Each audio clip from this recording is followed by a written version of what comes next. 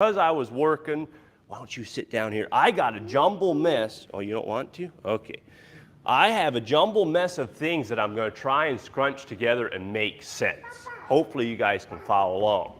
So the first thing, because Tim isn't here, we're going to sing a song. How many of you have heard of Buddy Davis? I know my boys. Alan Mary got my boys started on Buddy Davis. He's got a lot of funny songs. He's got a whole bunch of songs. But this morning, there's the first time I heard it is about two thieves. One was on the left, and one was left and one was right. So what I'm going to be talking about today is truth and deception. Just like that. There's a thief on your left and one on the right. There's a decision you must make, just like the thief did, what is true and what is false. So that's my whole message for today, true and false. So listen to this song. One was left because he was deceived. The other one was right because he believed truth. He believed Jesus. So let's listen to this song, then I'll continue on into my study.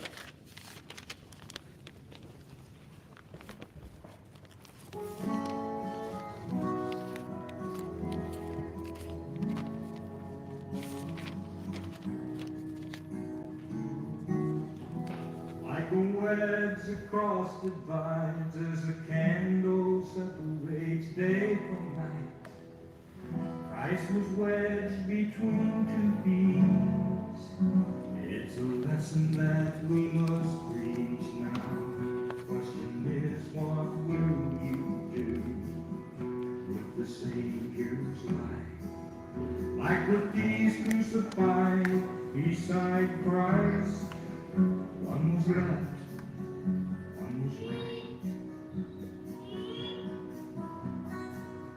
Both were sinners, both were lost, you know.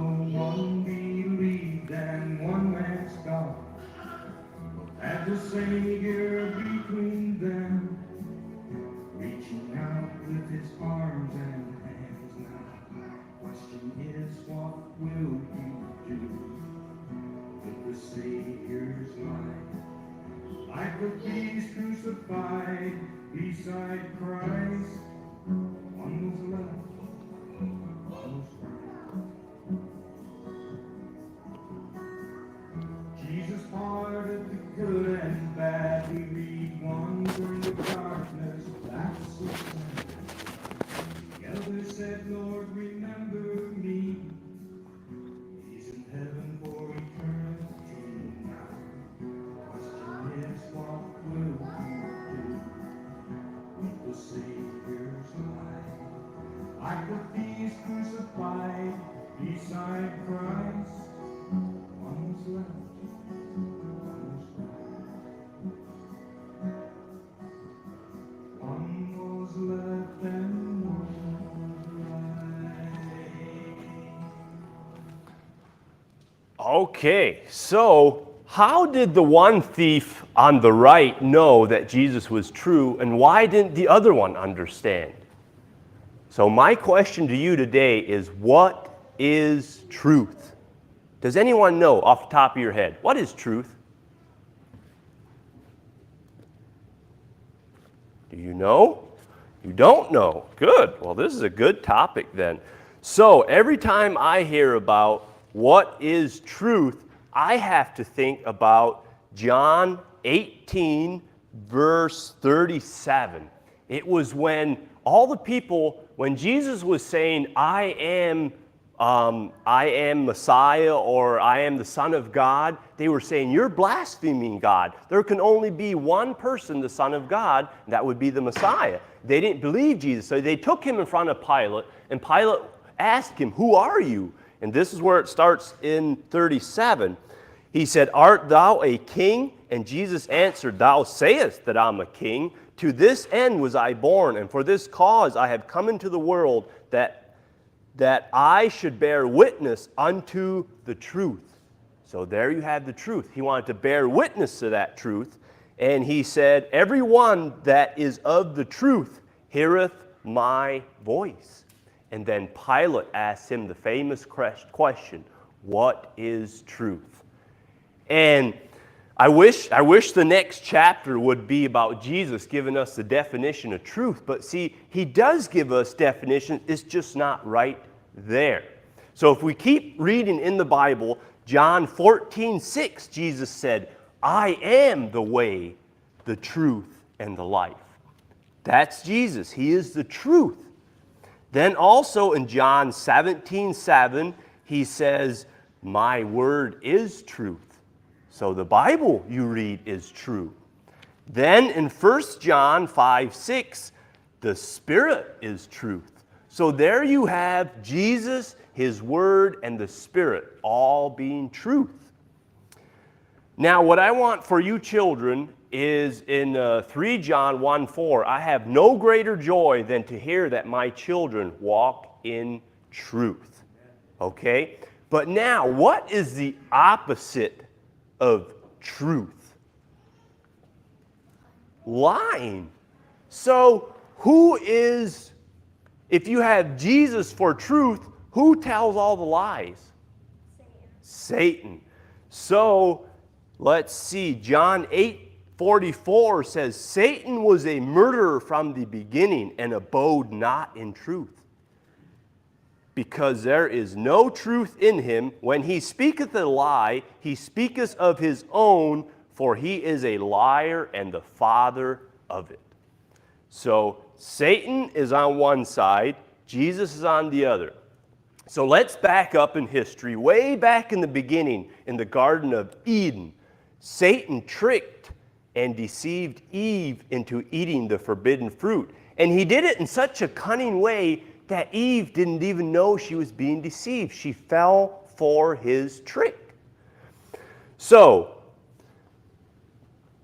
it would have been easy, let's see, now if it would have been easy to tell the difference between the truth and the lie, Eve would have never fell for it. If it would be easy, it would be obvious, like black and white. Oh, this is truth, this is a lie. But if you mix black and white together, it comes like a gray color or neutral. You're not sure which way to take it. And it sounds good. It always sounds good. Now, how many of you kids are thirsty this morning?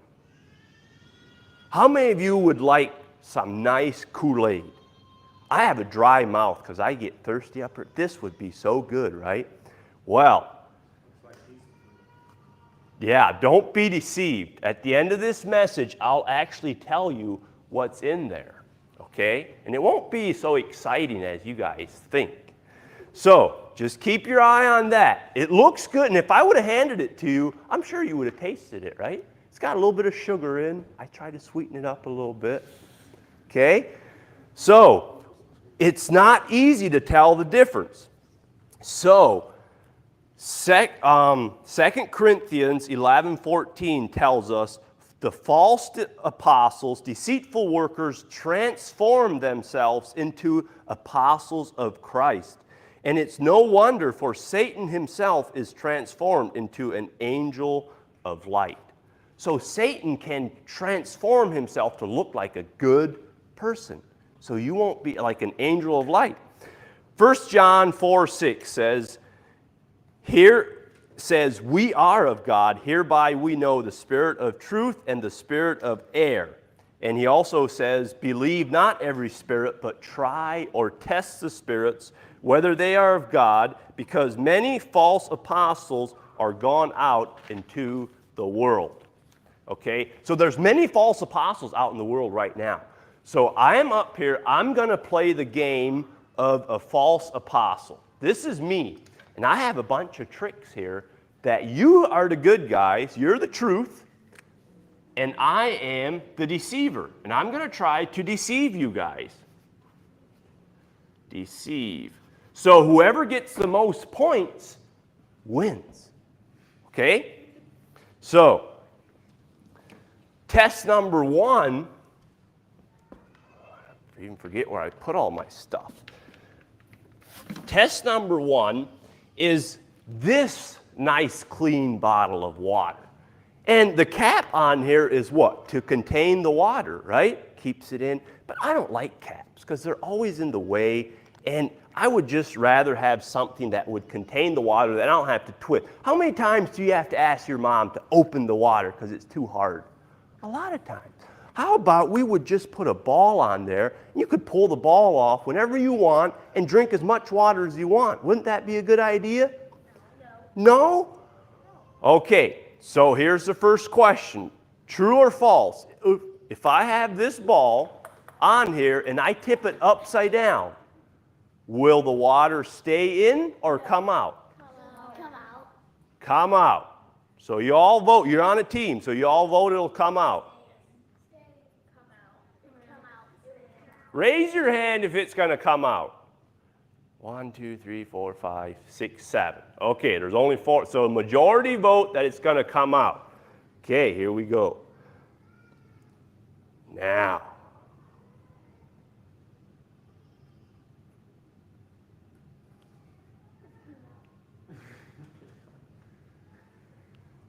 It stayed in. So, do you understand why this ball would have stayed in? Because there's a little, okay, wait a minute, I get a point.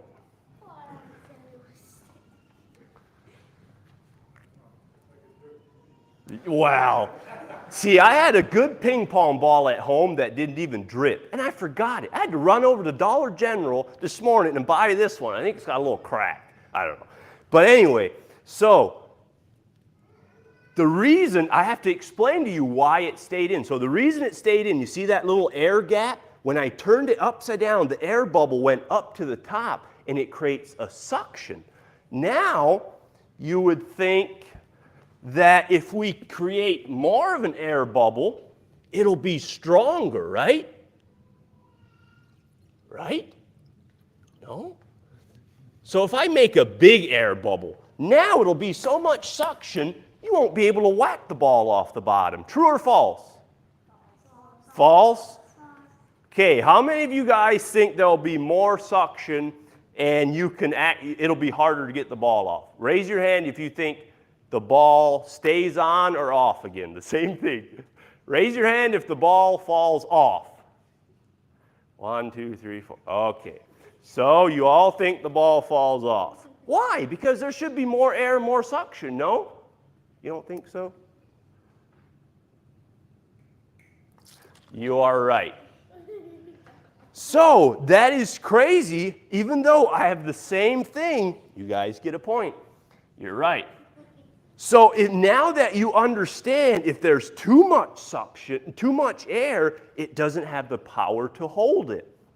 So now that you understand that, you know the dynamics behind it, you know the truth about the water. Even though it will hold a ball, if there's only a little bit of air, if there's too much, it won't hold it. So God gave us 5 senses, right? Does anyone know your 5 senses? I can hear, I can taste, I can smell, I can see, and I can touch. Okay, good. We're going to go with sight for the first one. And I need a deer hunter and a good one. Who's a good deer hunter? I think I don't know much of you, but I think what I hear, you like deer hunting. So we're going to go by sight. How well do you know deer? Pretty good? Maybe deer in Ohio, whitetails. What about mule deer or black-tailed deer? Do you know them pretty well? Okay, well, you're doing this for the team. Only you can answer it. So, on the screen, Moses is going to give you a picture of a blacktail and then a picture of a mule deer. You have to decide which one is which. You pick, is that the blacktail or the mule deer? Now he'll switch you to the other one whenever you want. And I purposely hid the tail so you couldn't tell. Because if you could see the tail, you'd know which is a blacktail and which is a mule deer. But they look the same because I'm trying to trick you. So pick one. They look both the same. I think that's a mule deer and blacktail.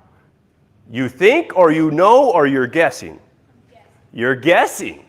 So now that you're only guessing, do you want to get any help from your teammates now that you're just guessing? To tell the truth, I think they're both black. Well, I don't know. I'm trying to trick you. So there's a clue. You want to go with your gut feeling or you want a clue? I want a clue. You want a clue? Okay, the only difference you can tell is the horns. So if you know your deer, you'll know which is a mule deer by the horns. That's a mule deer, the other one. That's a mule deer. That's a mule. And how do you know? The horn. The horns, because it's forked. So you are right. I gave you a clue, and but you had it right the first time. Okay? You did when you were guessing. But that's why I want to teach you guys. Don't just guess. Take something that you know. That horn has a split in it. That G2 is split, and mule deer's almost always. I have found a mule deer that is not split. But if you know the horns, you can tell. But otherwise, they look the same. So your team gets a point. Now we have sound. Who has good hearing here? A lot of you have good hearing. I need a girl. That was a boy. You want to do this one? Maybe? You can do this one. So, we'll pick on the girl at the end. Here we have a wooden spoon and a plastic one. Now you have to close your eyes, and I'm going to hit it against the pulpit, and you got to tell me which one I hit. Okay? Can you do that? Okay. You hold your hand over her eyes. Make sure she's not peeking. Okay. It's got to be this. Oh. How'd you know? This is plastic. She is right. She got the plastic one. I figured if I used the handle, I would trick you. But you guys are pretty smart. Another one for the team. Don't tell what it is. All right, so now we're coming down to taste. Who wants to taste something? I'll pick you for taste.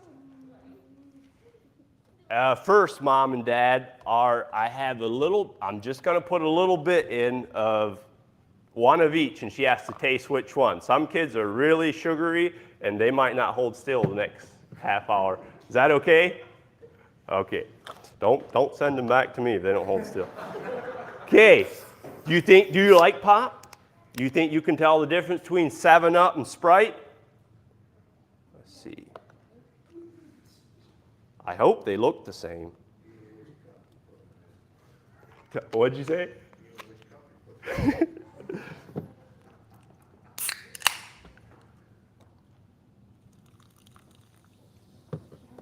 Okay, I got to mix these around so you don't know. Okay. Now you sample them. You tell me which one's 7-Up and which one's Sprite. They look the same. I know which one. I know the difference. You taste it.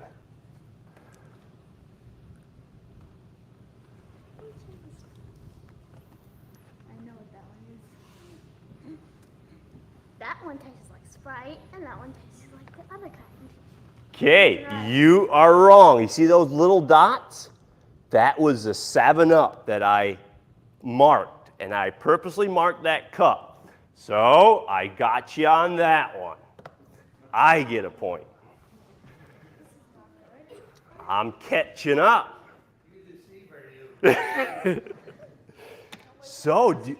Yeah, now it's getting hard to trust me. It's going to get worse. So now I need someone that can feel good, a touch. Who's good at touching? Let's see, what's my last one? Touch. How many girls? I'm going to pick a boy for this one. I picked you.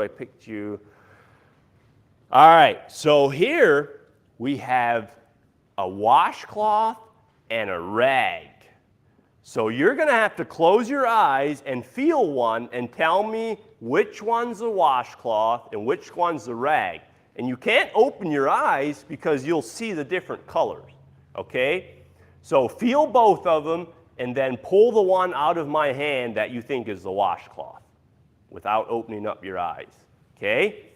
And if you want, you can use your other sense and smell them. I'm sure the washcloth smells better than the rag. That's up to you. As long as you don't open your eyes. Deal? Okay, here we go. Ready? Close your eyes. Don't peek. Okay, on your knees, feel them. Now pull off the one that you think is the washcloth. Okay, open your eyes. You got it right.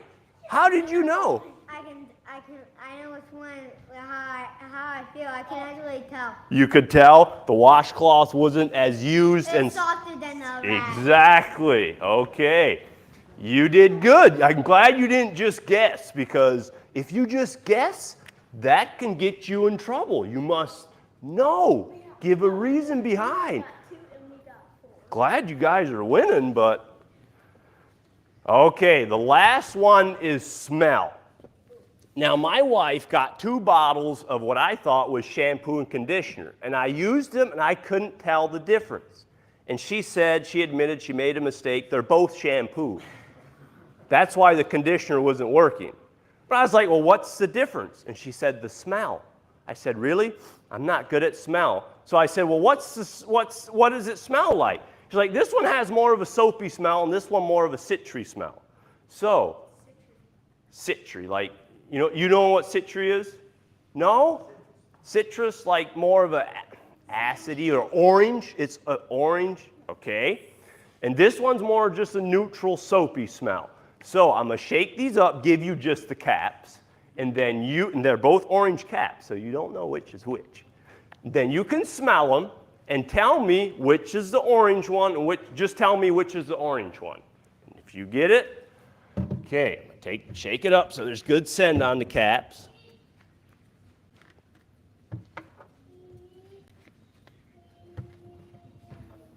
Okay. You hold them, and you hold up the one that you think is the orange one.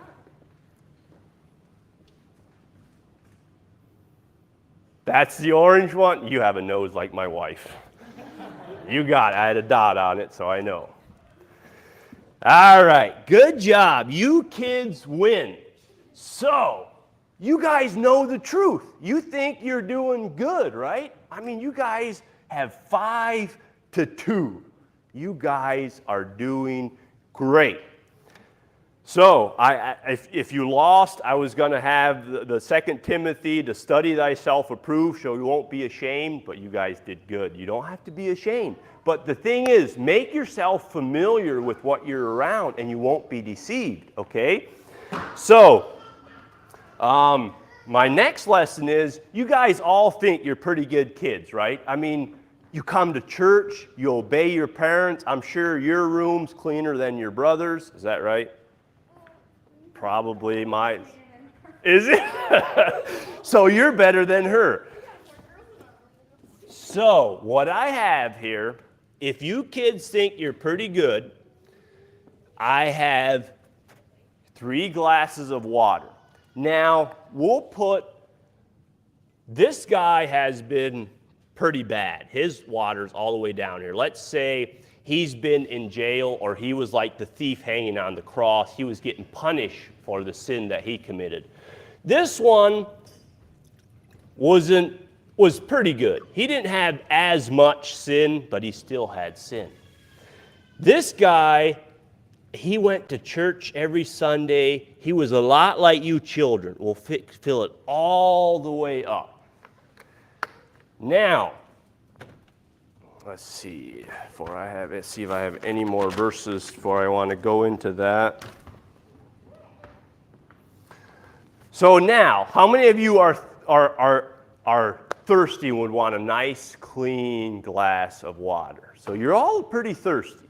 So this represents the sin in our life. How many of you, I mean, it looks clean, right? It's a little off-colored, and there's a reason. How many of you have never killed anyone and been to jail, but maybe have told a little lie? Yeah? So, here this morning, I got up before everyone, and now you all want the water, and we all want to go to heaven. So if we're good people, we all want to go to heaven. But we all have sin in our life. And this is sin. Do you guys know what a commode is? No? In nice words, it's the water from the toilet. Yeah. I woke up this morning early and I flushed it 3 times, and that's about as clean as I could get it. But I got water out of the toilet. So those of you that have a lot of sin, I'll fill it all the way up. Now, who wants a nice, clean glass of water? Are any of you guys thirsty no more? No? Well, I'm still thirsty, but I don't want that. You don't want this one? Oh, okay. So how about I just do the one that's half full? That's not as bad. Would you still want this glass of water? No. All right. I'll just put 1 drop in case you guys ever just told one little lie. I'll try just to get there. Who would, you want this? No. Why not? It's contaminated, right? Because it still has sin in it. It, Sin, it's no different. there's no different. So when you come in front of God and you say, here I am, I've been a good person, do you think God will accept you even if you have one little sin in your life? No. So what must we do to get rid of all that contamination? Well, now they're all about the same height. Yeah, they're about all the same now. They're all standing in front of God, and we're all going to stand in front of God one day with sin in our life. We have to ask God to forgive us, and then ask Him to clean our heart and He'll clean it, and then we can start over again. Exactly. So what cleanses our heart? It's the color of this. Jesus' blood. Now, this isn't what's in here. I also use toilet water for this. So aren't you glad you didn't taste this? Yeah, I put toilet water in with a little bit of red dye and some sugar, and you would have gagged if you would have tasted it. But just to get my message across, now that it's red, I just thought of it. If we have the red blood, when you come up to heaven in front of God, if you have believed Christ and He is the way, the truth, and the life, then all God sees is the red blood and it cleanses. I wish this would have been something clean that would have taken all that water out, but that's how Jesus' blood does for us. It cleanses us all, and we can come in front of God and He says, I don't see your gross water, all your works like filthy rags. That's nasty, right? All right, well, why don't... Huh? You knew this was something fishy? I knew that was not something to drink. Okay, so you guys win, but you haven't ultimately won until you've accepted Christ, okay? Because you can never be good enough. Does that make sense? All right, we'll leave it at that and dismiss you guys there. And nobody drinking toilet water.